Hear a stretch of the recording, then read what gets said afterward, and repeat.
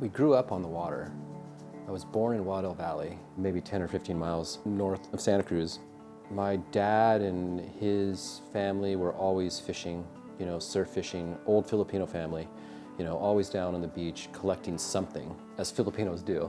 And he would be telling me what I could pick off the rocks to eat.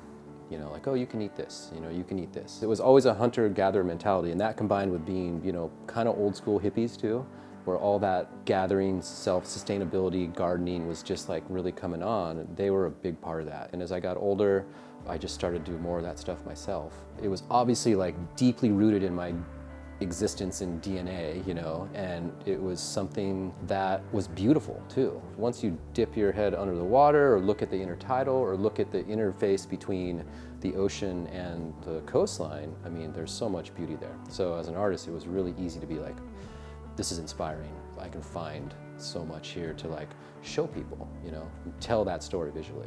As a kid, kids are always drawing and painting, and doing stuff. So for me, I just kind of kept doing it through high school. Do a lot of like drafting and that kind of thing. I just like doing things, rendering things realistically or being like a little more technical about it. I was fortunate to be here in Santa Cruz where they had the best science illustration program in the world at UCSC. Science illustrators, people who illustrated things that needed to explain something accurately, and so that was where I shot for. The never-ending battle that we kind of face as creative people, pushing aside the things that I really wanted to be doing in the space that I really wanted to be, and had to take every single job I could get, even though I didn't like that job, to kind of keep those things going.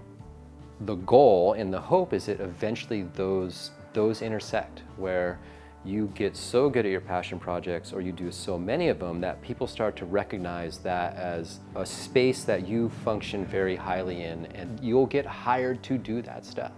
You gotta keep that stuff in the forefront as much as possible. So if someone asks me that, like, hey, how the hell do I do what you're doing? I'm like, well, first of all, I don't really want you to do what I'm doing.